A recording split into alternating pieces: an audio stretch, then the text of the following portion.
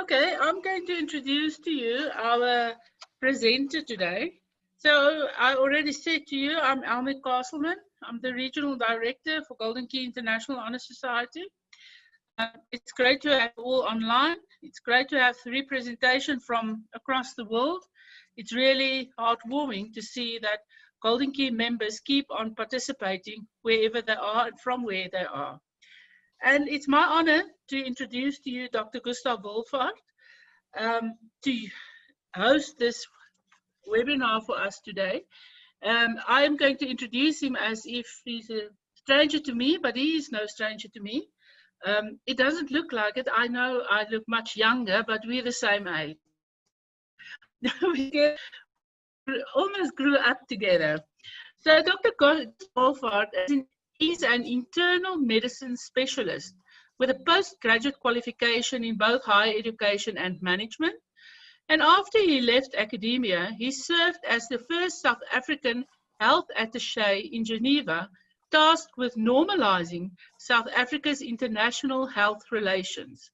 In 1997, under the auspices of the South African Medical Association, he established the Foundation for Professional Development, or as we know it, the FPD, a private institution of higher education with a mission to catalyze social change through developing people, strengthening systems, and providing innovative solutions. As you can see, there's a close correlation between their focus areas and Golden Key's three pillars of developing leadership, academic performance, and community service.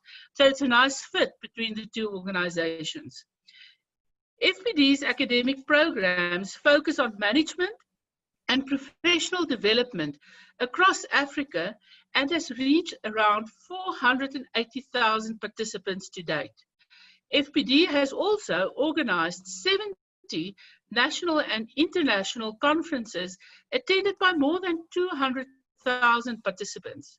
During the coronavirus pandemic, they supported the international COVID-19 response by developing 13 e-line courses with more than 30,000 participants enrolling in the first 100 days of lockdown.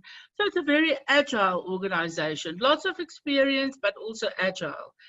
FPD's innovation focus includes demonstrating the art of the possible through piloting programs, especially around promoting models for universal health care. FPD established the first health sector think tank in Southern Africa, focusing on HIV and pursues a robust research agenda funded through several national, NII, it's National International Health. Gustav? Grants. National Institute of Health. Thank you. Focusing on TB, STIs, new healthcare technology, and mental health. FPD has implemented several large donor-funded system strengthening projects in health, basic education, and criminal justice. FPD health system strengthening projects have supported the initiation of 770,000 people living with AIDS on life-saving antiretroviral therapy, and FPD has provided more than 12 million free HIV tests, improved access to services for survivors of sexual assault, and supported literacy development. All of this that I've read happened under the watch of Dr. Gustaaf Wolvaardt. So as an expert in getting things done, what a pleasure to have him coming to present to us time management. He also serves on several national advisory and governance structures and was recognized the South African Institute of Healthcare Managers as one of the 25 most influential South African healthcare leaders. And with that, thank you very much, Dr. Gustaaf Wolvaardt, joining us today and sharing with us your wealth of experience in getting things done, and time management is a very important part of it. So I'm going to hand over to you. I'm going to switch off my video to ensure that I don't take any unnecessary bandwidth, but I'm here at the background During his presentation, you can start to post your questions in the Q&A function at the bottom of your page, and we will deal with your questions at appropriate times. Thank you very much. Over to you, Gustaaf. Thank you, Elmi. Actually, I quite like the South African praise singing idea, but welcome everybody. It's a great privilege, and it's a privilege to work with such a prestigious organization as Golden Key. As Elmi said, I work in an organization where we try to get things done, and I think what we've all learned, though we don't always acknowledge it, is that the most scarce resource that we have is time. We get one shot at it, and it moves quite rapidly. I saw that somebody posted in the Q&A thing that the title sounds a bit like Stephen Covey's 7 Habits book. Absolutely, I draw on Stephen Covey's book. It's an old book, but I still think if you want to read a self-help book, that's the one you should read. There's so many millions of them that have been published. It's not difficult to get them. Any second-hand shop always has a shelf full of them. So time management really is all about putting first things first. So in your chat function, I want you to just quickly answer a question. And that question is, what one thing, if you could do it regularly, so something you're not doing at the moment, but if you did it every day, would have a positive impact on either your personal or your professional life. Just take a second to think about that. And if you feel like sharing, then put it into the chat function. What one thing, if you did it every day, would positively influence your life?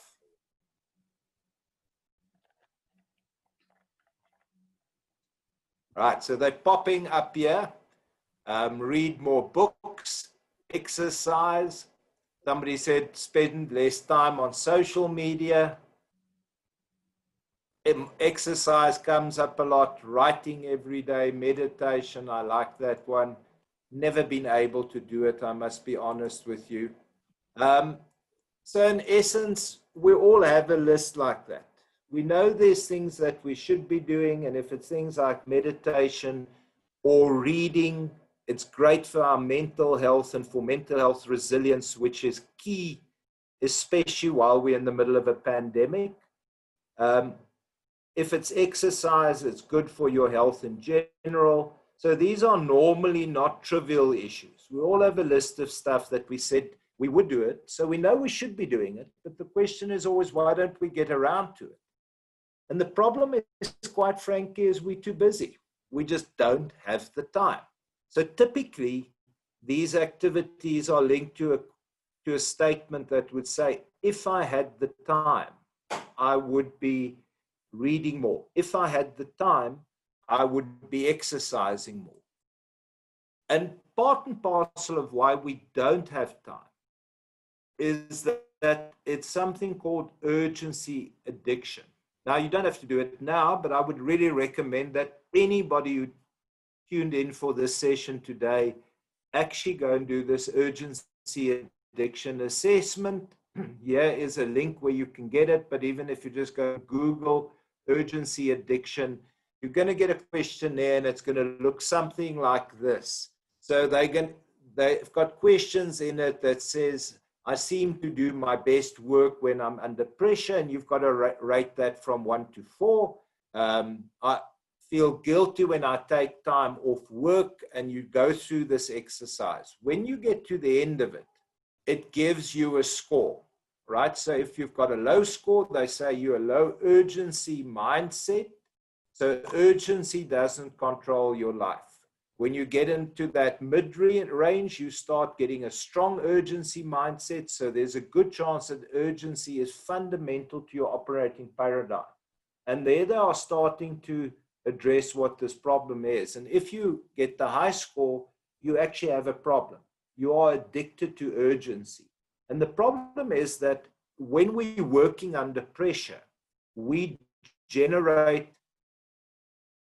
and noradrenaline and other hormones, and those hormones drive us, right? It generates the urgency, it generates that I need to get something done. But the problem is, like all drugs, you can become addicted to it. An urgency addiction is when we've fallen into that trap that we only get things done when we're under pressure. And we see it a lot, and we see it often amongst people in leadership positions, that they actually put things off because they need that short deadline to generate that urgency, to generate the biochemical response that gives them the energy to do it. Right? So the point is, if you do have an urgency addiction, or even if you just have a high urgency operating paradigm, the question is, because it's all around time, is where are you stealing time to feed this habit? So the same way that we often see with people who have an addiction of another kind, is they tend to start stealing something. And in this case, we steal time. So the question to you really is, where do you steal time? And I'm not going to ask you to answer this one, because I can tell you what the answer is. You steal time first from yourself. So the stuff that you said earlier, if I had the time, I would read more. If I had the time, I would exercise more. You start delaying things that you know you should be doing because you're using that time to feed this urgency addiction. And often the urgency addiction is very much a work-related addiction. So we're stealing time from ourselves to meet the requirements of work. And when we run out of time to steal from ourselves, we start stealing time from our friends and our family. We spend less time with our family member. We don't connect with our kids. We don't see our friends as often as we want to. So it's really important to take this thing as a habit. So here somebody would like to tell you a story. This is me 30 years ago. So as Elmi said, I specialized in internal medicine, and then I moved over into the public health space. This was the beginning of the Mandela era, and I was looking for something that I could do that would contribute and build this dream of a new South Africa. And I ended up in this position in our embassy in Geneva. I was the first of the health attaches that was sent out. And my job was, after 30 years of isolation, to restart relationships with international organizations. So how do we get, after 30 years of isolation, get technical assistance back into South Africa? And I started off literally with having to ask the people in the embassy, where is the World Health Organization? And the diplomat whose brief it was said to me, no, I'm not sure. I think it's somewhere there across the lake where all the UN agencies are. So it was, for me, a big switch in how I was working, because previously working in academic medicine, my life was completely governed by the system. You would show up when you had to go to work, and the patients would stream in, and you would be reactive, and you would go home when you've worked through all your patients, right? So that often meant, on average, our working weeks were 80 hours a week. You worked most weekends. If you had ill patients in the hospitals, you would go and visit them, even if you weren't on call on the weekends, just to make sure they're okay. And I just transposed that work paradigm into my new work paradigm. So I would start early in the morning. I would work till the office closed. Then I would go home, have a quick dinner, and then I would work till 11 o'clock in the evening. Because I felt the sense of urgency. We're building this new South Africa. There's a 30-year backlog to get rid of, and I was really busy. And in the first 18 months that I was there, I only took leave over between Christmas and New Year. And at 18 months, my wife decided to rebel. And she said to me, you know what, I've had enough of you and these hours that you're working. We're sitting in the middle of Europe. There's incredible opportunities to go and see things. I'm stuck with the kids at home, because in those days, the rules that were applicable was that spouses weren't allowed to work. And my wife said to, look, you either make a plan or I'm going to pack my bags and I'm going to go back home with the kids. And for me, it was one of these watershed moments. I panicked. And I did what men don't normally do, is I went and asked an older and wiser person for advice. So I went to somebody who was in their late 50s and who had an MBA.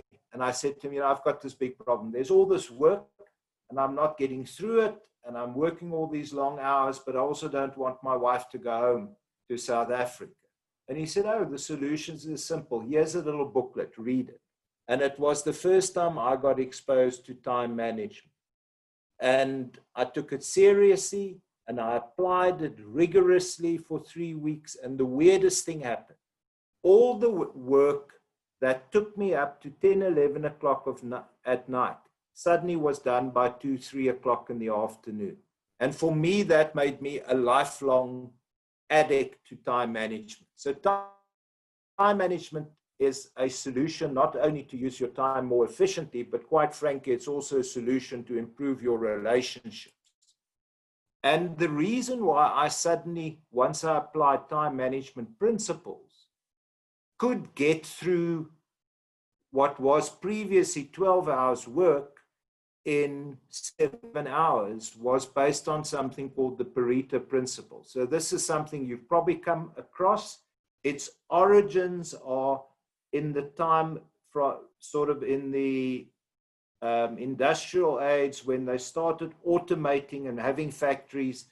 They had people who did time in motion studies. So that normally was somebody with a clipboard that would follow a worker around and they would record how they spent their day. How much time did they take at the water cooler? How much time did they chat to their friends? How long was their lunch break? And what they found through those analyses is that if a person doesn't plan their day, in essence, 20% of their time translates to 80% of the outputs. So in other words, if you took a normal working day, you'd get this type of picture. On your left is the time the person spent on tasks, and on the right is the outcome. So 20% of the day gave 80% of the outcomes, and the other 80% of the day just gave 20% of the outcomes. And this time management that I was exposed to said, if you follow these steps, what we'll do is we'll double up that effective 20%. So you're going to plan 40% of your day and you're going to get 160% of the outcome. And that obviously is why suddenly, once I started applying all of this, I suddenly found I could do 12 hours work in 6 hours because I was using my time effectively. So if we just go a little bit back into where this time management comes from. So if we think before industrialization, people's lives basically were dictated by the sun and the seasons. You woke up when the sun rose, you went to bed at sunset, you planted when it was the right season, and you harvested when it was the right season. And it was only with industrialization that we started living by the clock. So the first described example of time management is in this early industrialization. So one of these big industrialists in America, the guy on the left, had lunch one day with the guy on the right. And the guy on the left said, you know what, I've got a problem. I just seem to have too many things to do to get them done. And the guy on the right, which was probably the world's first consultant, said, I have a solution for you. The guy on the left said, well, I'm very rich, so I will pay you for the solution. Give me the solution. How much do you want for it? And the consultant said, don't pay me now.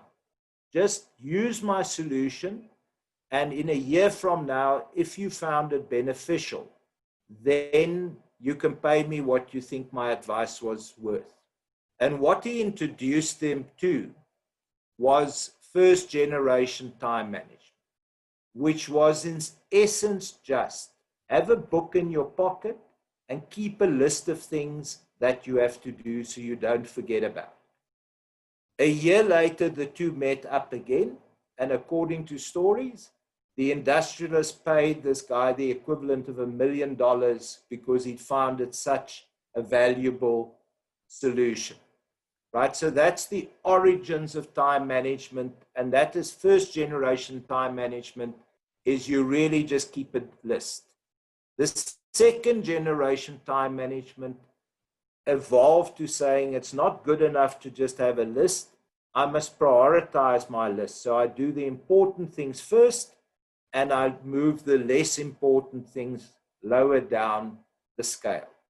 And then in the 80s, we got third generation time management, which said, as people started understanding people's work physiology better, said that there are some tasks that are better done when you are sharp and you've got lots of energy, and some tasks can be moved when your energy levels are low. So we adjusted our planning for our day based on our productivity cycle. And then fourth generation came from Stephen Covey, and this was this thing about that there are what he called Q2 activities, and we're going to come back to that in a few minutes. So just to rehash, first generation time management, you just have a to-do list. Second generation time management, you take your to-do list and you prioritize it in terms of what is the most important and what is the least important. Third generation time management, typically what happens there, you have your list and you then start dividing it in A, B, or C activities. So A is important, B is less important, and C is routine activities. And you start now planning your diary around your cycle. So in this depiction, it varies between people, but this tends to be the generic thing, right? So we start off in the morning and our energy levels build up till around about lunchtime, and then it starts dropping, and in that sort of 1 to 3 in the afternoon, our energy levels are really very low, and then they start accelerating again. And that's typically why people who are under time pressure often stay late at the office, because they start getting that late afternoon boost and they ride it out and they only go home at night. The other thing which is interesting, if you look at the work done by Daniel Kahneman around critical thinking, what he also showed with people who are in positions where they've got to apply their mind is that as the day progresses, their critical thinking ability drops and they develop something called ego depletion. So by the end of the day, people can't make critical decisions anymore, and they're also very susceptible to slick salespeople at that point, because they are operating on an automatic mindset. And the telemarketers have always known that. That's why historically, you typically got telemarketing phones on your home phone 5, 6 o'clock in the afternoon when you're preparing dinner, is because they knew at that point you ego depleted and you are much more susceptible to salespeople. Something I learned out of this and which I use at my work is I don't have meetings where we have to make big decisions late in the afternoon, because I know my decision-making ability is going to be weak. Right, so if we just explore a bit now on fourth generation time management. And again, I want you to take a few minutes and I want you to use the question function or the chat function. And all I want you to do is think a little bit about what roles you play in your life. So we all have public roles, which are often linked to our jobs, and we have private roles, right? So you can be a manager at the work, but you could also be a mentor. But when you're at home, you may be a spouse, or you may be a mother, or being a sister or a sibling might be a big role. You might have a role in your community where you are involved with voluntary activities. But just take a few minutes and think about this and write 1 or 2 of those roles into the chat function that we can see what you're suggesting are possible roles.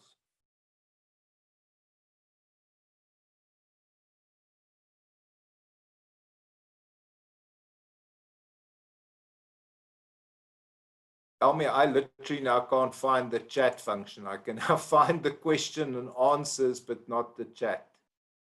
Ah, found chat. Okay. Otherwise, I would understand. They're coming in nicely. Some people are giving lots of roles. Some people are giving a few roles. Okay, so you all get where I'm going with this, because this is integral into fourth generation time management, is that you need to be clear about what your roles are. And the advice is you really should not have more than about 5 or 6 roles. So if you're making this list at home tonight and you've got 12 roles, you're probably overcommitted. And if you've got 7, 8 roles at work, you're probably doing 2 people's jobs, and you need to have a chat with yourself or with your boss, right? So the reason we need to understand our roles comes back again to that question I asked you earlier. What is that one thing you could do that would have a genuine beneficial effect on your life, either personal or professional? So what you do in fourth generation time management is, against each role, you identify one goal that if you work towards that goal every week, you would have a positive impact, right? Remember what I said earlier, typical, these are the tasks or the activities that you said, if I had the time, I would. So it will probably look something like this, right? So if you're in a relationship, you would say, one of my roles is I'm a partner, and your goal might be to have more fun. Let's be honest with ourselves. In the 160 days of lockdown, fun has not probably been a big part of our lives. So what you then do is you put a few activities there. You say, activities that we could go out and have coffee, as long as we're keeping good social distancing. We could take a walk together. We could organize a date night. You can see where I'm going. If one of my roles is a lecturer, my goal might be to improve my teaching practice. So that's why I would say, if I had more time, I would spend some more time on becoming a better lecturer. Okay, how would I do that? Is I would read an article on online teaching. I would design some online student engagement activities. I would work a bit with the online platform to understand all the cool functionalities, because I've heard I can put a quiz in it. I've heard I can break people out into groups, but I haven't really figured out how to do it. So those are my goals. Now, the interesting thing is, every single thing you can do in your life, and if you don't believe me, use this quadrant, because you can fit everything into this 4x4. Something is either urgent or it's not urgent, or it's important or not important. When we don't manage our time effectively, we get caught up in the urgent activities. So we do urgent and important activities, which is great. We must do them. If there's a crisis, we must address it. But we also get pulled into urgent but not important things, right? You're checking your Facebook because it's just beeped at you. There's a notification. You're checking your emails. Lots of your emails are rubbish emails coming towards you. But there's a perception around urgency. A phone that rings is urgent. I need to check it. And when it gets too much for me, I escape into the not important and not urgent stuff, right? So now we go and spend a lot of time stalking our friends on Facebook. You play spider solitaire on the phone. We all do stuff like that. And the thing that gets left behind, and what fourth generation time management helps you focus on, is these quadrant 2 activities. So things that are important, but not particularly urgent at that point. So it's typically stuff you can do that can prevent things. It is the relationship building stuff. It's the planning stuff. It's just the ability to recognize an opportunity. And it's obviously all the stuff that keeps you healthy physically and mentally. Those are the things that we tend to neglect. And fourth generation, so third generation time management talks to these 3: urgent but not important, urgent and important, and not urgent, not important. Third generation always addresses that because you're busy prioritizing, you're looking at where you fit it into your day. So fourth generation focuses on this fourth quadrant, and it's really important that we understand what happens if we live in these quadrants. So if you have a job and a life where you are so addicted to urgency that you're only dealing with urgent and important issues, the reality is that's where we burn out, because you are living in perpetual crisis mode, management mode. You are running around putting out fires the whole time. And those are often fires that have developed because you did not have the time to do some preventative stuff. If I only focus on urgent but not important, I've got a very short-term focus, right? And I'm going to feel victimized and I'm going to feel out of control. If I only focus on not important and not urgent issues, I'm being totally responsibility and I'm going to get fired from my job because I'm not dealing with anything that's important. But if we can start building and finding the time and creating the time to live in quadrant 2, in other words, the not urgent but important issues, that's where we start getting vision and perspective. That's where we get balance. That's where we start feeling that we are in control of our lives. And that's because we're focusing on stuff that's preventative. We start reducing the amount of crises that we need to deal with, right? So what do we do with these? Once we've categorized our activities, if it's urgent and important, we want to do it as soon as possible. If it's urgent but not important, we want to ask ourselves, should I do it? Can I delegate it to somebody else? If it's not urgent and not important, dump it, right? There is no real reason to check your Facebook during the day. Set some time aside for it at the end of the day and limit the time you spend on it. There's a huge amount of studies that have now come out during this pandemic that have shown that people who spend a lot of time on their social media are much more depressed. Their mental resilience is much worse because it's a constant bombardment of mostly bad news. And what you need to do is you need to build the time and find the time to work on the stuff that's important but not urgent. And the way we do it is, again, by being structured, right? So you've got to pick a time slot to plan the week ahead. You can either do it on Sunday or you can do it the first day of Monday. If your breaks are different and you're in different parts of the world, you can either take the first of your working days, whichever it is. I find it easier to do this Monday morning rather than on the weekend.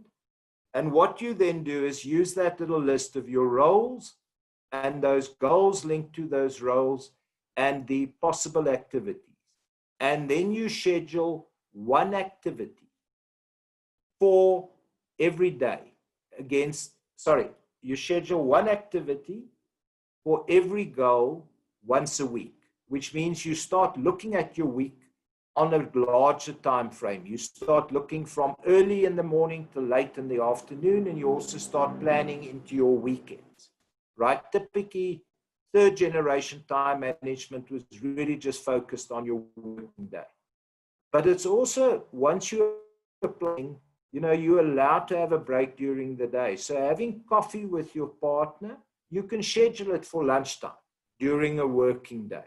But the most critical thing is, so you first populate your weekly planning with these Q2 activities. You get them into your diary, right? And if your diary is already controlled by somebody else, I'll show you a bit later how you block time out for those things. So you schedule those Q2 activities, and once they're scheduled, you've got to consider them as sacrosanct. You've got to protect them against everybody, including yourself. Because remember, you're going to steal time from yourself. You're going to end up sacrificing that coffee break with your partner because there's something that suddenly popped up that's urgent. So you've got to really lock them down. And I always say to people, it's like you must consider it for example, you've got a meeting with the Pope, or you have a meeting with the president. You've got to make it or your favorite celebrity. That's how you view those blocks. You would not sacrifice a meeting with your favorite celebrity because the work has suddenly sent you an email that's urgent, but perhaps not that important. Okay, so all of this by now you've realized that in order to make this work, you need to keep lists, right? That's where time management started, with a to-do list. So my recommendation is you need to have 3 lists. You need a weekly to-do list that factors in these Q2 activities.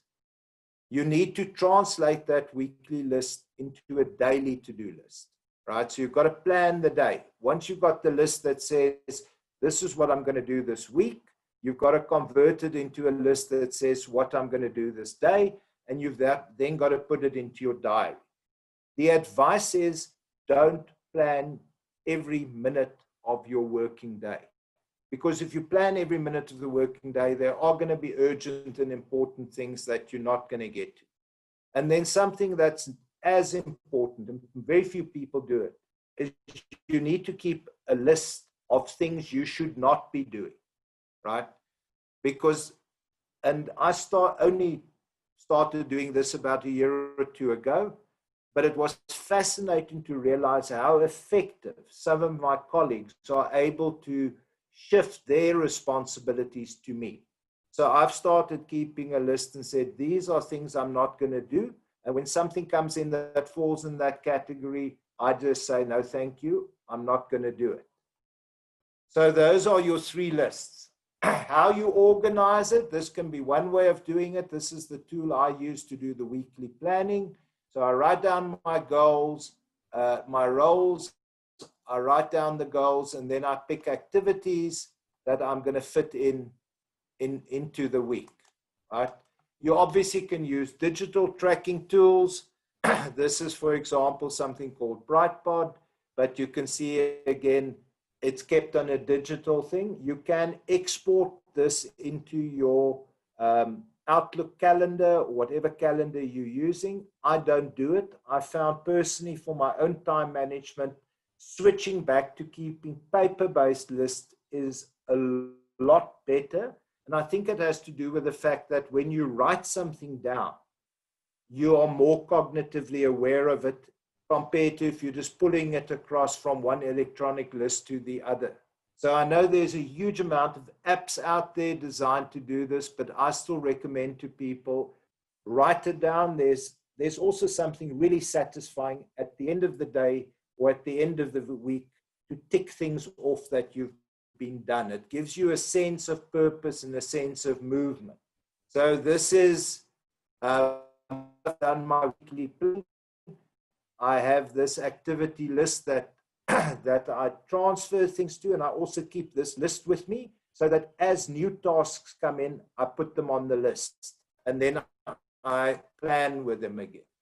I've got the habit of printing out my daily calendar from Outlook. So you can see what I've done here is I've customized it a bit. Here's my to-do list. So I will prioritize them, A, B, C, 1 to 10, whatever it is.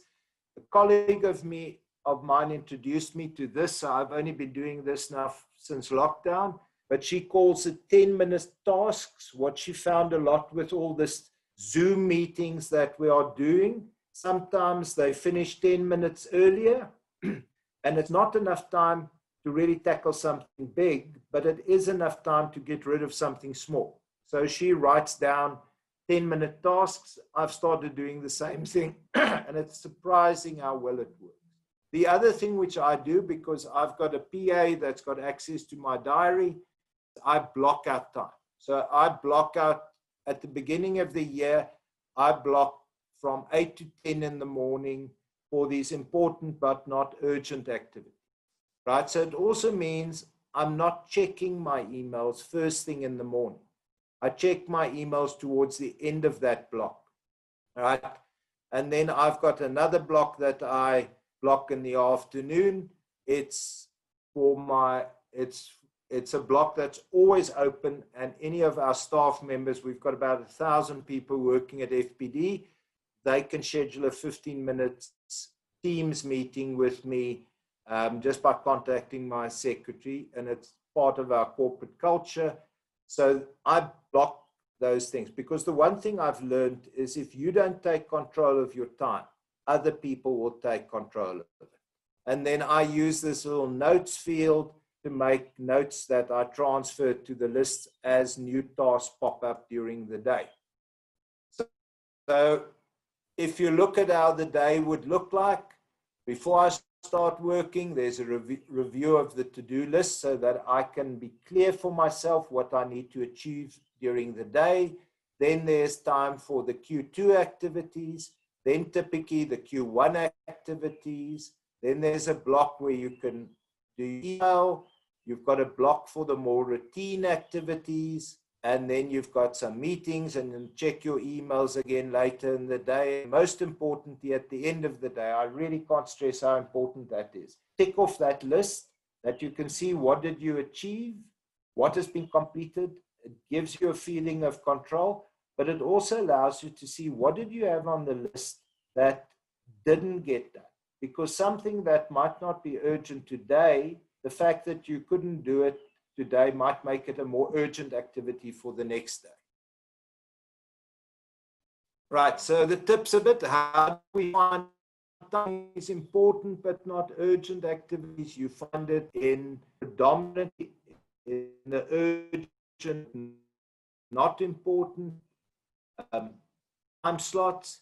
And email is probably the biggest single thing that you need to manage. As you see on my approach, I've got 2 blocks where I'm doing it. My wife, who's a lot smarter than I am, she has managed to condition everybody she works with that she will only check emails in the afternoon. So they know that there's no point of, sending an email overnight and expecting an urgent answer from her 8 o'clock in the morning. If it's that urgent, they've got a WhatsApp or SMS her to make her aware of it. There is a huge amount of studies that show how much time we waste on email. And what I found interesting during the COVID lockdown is we had some employees whose output dropped to 0 once they went into telecommuting. But they were incredibly busy because they were hyper vigilant, and they were watching their emails, and every email that came in they responded to. But that meant they were just focusing in that urgency side, and they were not producing anything out. So remember what I said, block time in your diary. I literally do it for the whole year at the beginning of the year, and don't commit your full day. I've already suggested that you block time out for emails, and I've suggested you use paper-based tools because I honestly think they are better than the digital ones. And then there's a small note on distractions. Watch out for the small distractions. So this is what studies show us, is that for us to really concentrate, it takes 23 minutes for us to build up to peak concentration. And we lose it within 15 seconds. So if something interrupts you, if you've got that little irritating bell on when that notifies you when an email is coming in, every time your concentration break, it drops down, and then it takes you 23 minutes to build up again to where you should be. Okay, now I'm not going to try and talk you through this, but if you go and Google, you will find lots and lots of these nice little pictograms that show you what are the distractors, right? So I've already spoken about, we've spoken about social media, but you can figure out for yourself what it is. Sometimes the biggest distractor is that colleague. In the days when we were still in the office the whole time, you've all experienced it. You are busy typing away like mad on your computer, then they pop their head around the corner and they say to you, "Are you busy?" And you want to throw something at them. Our HR people told me that they gave me a stress ball not to throw at people who do that to me. Okay, so the other thing to just bear in mind is the way we get rid of activities in Q3 is also by delegating them. and I'm not going to go into the types of delegation there are, but I think you always have to ask yourself, if I'm doing something, is it something that should be on my not to do list? Has somebody managed to move their work and their management monkey onto my shoulders? And also let go of stuff. If you've got people below you that you can delegate to them, because that allows you to open up time. Okay, so my take-home activity is I want you this evening to make a list of things you should not do, and I want you to make a list of things that you can delegate, right? And that's both at home and at work. What can you delegate towards your partner, your friends, your family members, etc.? And what tasks can you delegate at work? But also, what things are you currently doing that you should not be doing? I've had some of the people that I've worked with on time management actually go and create those 4 quadrants, and they keep track of their day and they write things in there, and that helps them understand where their time is disappearing to. Okay, so what's my take-home message? You can't beat the Pareto principle, right? So if you do not plan your days, if you do not use time management, you're going to waste 80% of your day because you're only going to get 20% of the outcomes and outputs from that 80%. Not only to manage your time, but what I've seen happen more and more often is that if you don't control your time, other people will start controlling it. I think now, because so many of us are telecommuting, is the best time to start creating this habit. Remember what I said, it takes 3 to 6 weeks to create a habit. We are probably going to be in some form of lockdown, some form of telecommuting for the next 3 to 6 weeks. So if you start practicing at this every day, it will become a habit. Once it becomes a habit, you don't have to concentrate on doing it. It comes automatically. It's also what we found with staff working telecommuting and working remotely, is that this is an essential tool to beat the COVID fatigue and to keep people focused. And remember the not to do list. So thank you very much for your time. It was great spending some time with you. And because we're a time management session that we're doing, we will not overshoot the time. So Elmi, back to you. Thank you very much, Gustaaf. Thank you very much for the valuable lessons, but also concerning message. I see a couple of things that I definitely do wrong again, which is part of my personality that I need to deal with. But I want to bring us back to some of the questions here. People would like you to share that slide where the urgency or the urgency addicted measurement or assessment. If we can quickly put that up again for people to have a look at. Yeah. But Google will set you free. Just go and Google urgency addiction questionnaire. Yes, Gustaaf, but we can save time if we show them. That's true. Okay, there it is. Right, everybody that asked the question, make sure you write it down.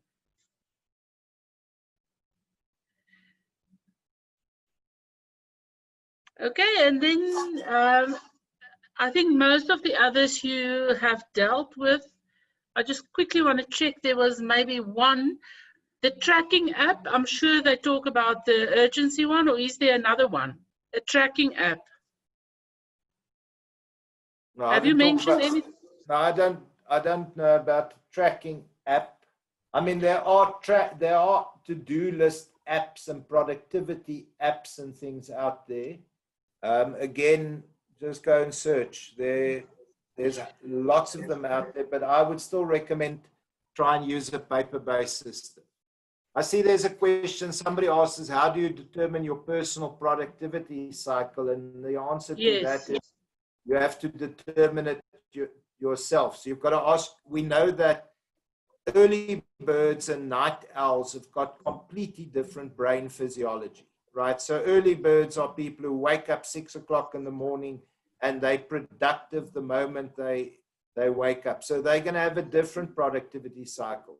While your night owls typically are a bit docile in the morning, they're not people who start working at 6 o'clock. So you've got to understand who you are, and you've got to understand what your normal productivity cycle is. The one I gave you is a very generic one in terms of, and that's why most offices open between 8 and 5 or 9 and 5, is because it sort of fits in with most people's productivity cycle. If you're somebody with something like adult hyperactivity, ADHD, your productivity cycle will probably look completely unlike anybody else's.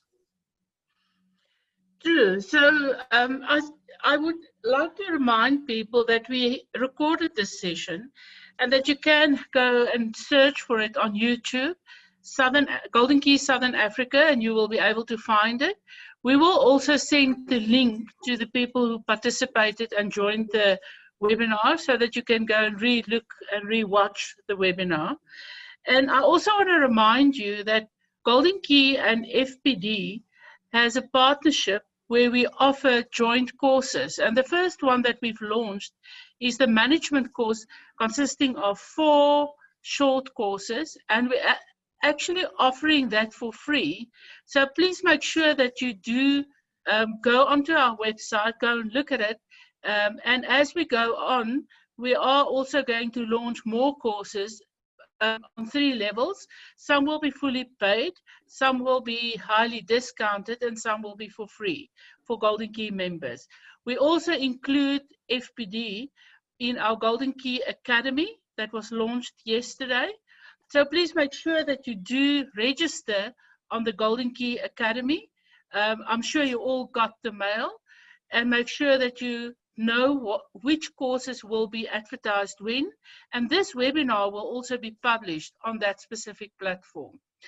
And with that, I just quickly want to check if we have more questions that we still need to urgently respond to. There's a lovely one that I want to speak to. Somebody says, have I heard of the Pomodoro technique, right? Yes. Split time between 25 minutes and 5-minute breaks. So that's really important. You can't work uninterrupted 5 hours at a time, right? So I prefer, because it takes you sort of 22 minutes to really get to peak focus, I prefer to do it, work 50 minutes, take a 10-minute break. So I've looked at this Pomodoro technique. For me, it doesn't work, right? If I focus on something, I want to focus and get up to that 22-minute peak and then just going on. Somebody's got a question here about procrastination. Yes. Again, time management is a tool. We found, those of you who know DISC profiles, we've been doing DISC profiles on our employees for a long time. We found the people with the high Ds, the driven people, are the ones who function really well in remote work environments, and that some of the other profiles, the interpersonal people, suffer in remote work because they're the people who get their energy from other people. And that sort of getting people to follow the time management process got the ones that were procrastinating, or the ones that just lost energy, got them moving. But it also means you need to get your colleagues to play along with you, right? So if you want to schedule time, for me, it's easy. I'm the CEO of a company. If I say I'm not available from 8 to 10 in the morning, it's easy for me to block out the time. But what I've also found is that once people understand how time management works, they're in a much better position to go to the team they're working with and say, guys, let's start talking about what's our productivity cycle. When do we schedule meetings? Is it the most sensible time to schedule meetings? And obviously, if you're doing strategic planning meetings, you want to do it when energies are high. But if it is a sort of check-in meeting or a catch-up meeting type of things, you rather move that when you don't need as much energy. I think our Right. time is up. It is. And I want to say again to people, please go and look at the YouTube Golden Keys Southern Africa links. We will post the webinar there for anybody that still needs to look at the quadrant again. I see there are questions around that. And a last one, Gustav, what other books do you recommend for them to read? So on time management, firstly, I'm not a great reader of self-help books because there's just so many of them. But if you look at the management books, I think if you pick 7 Habits of Stephen Covey, not the 8 Habits one, because the 8 Habits, in my opinion, didn't make a lot of sense. But the 7 Habits book is a good, really book to start. There are lots of books on time management. So again, find one. There's a lot of them that are free.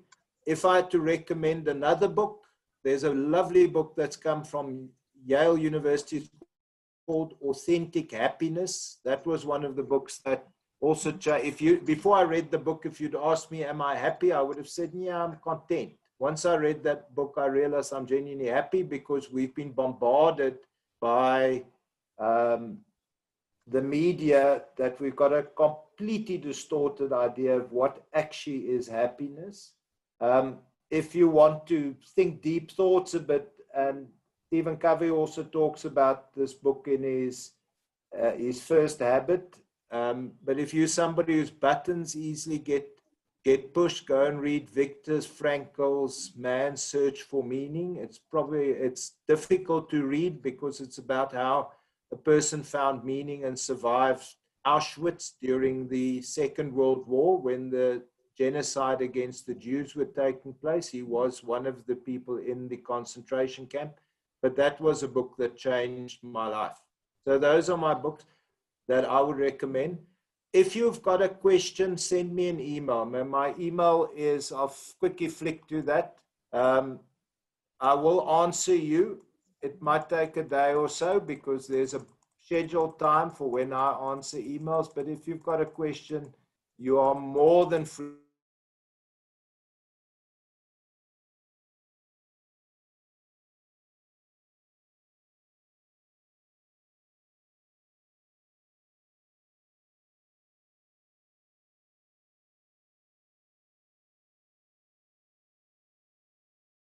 Everybody for participating. Bye-bye. Bye-bye, everybody.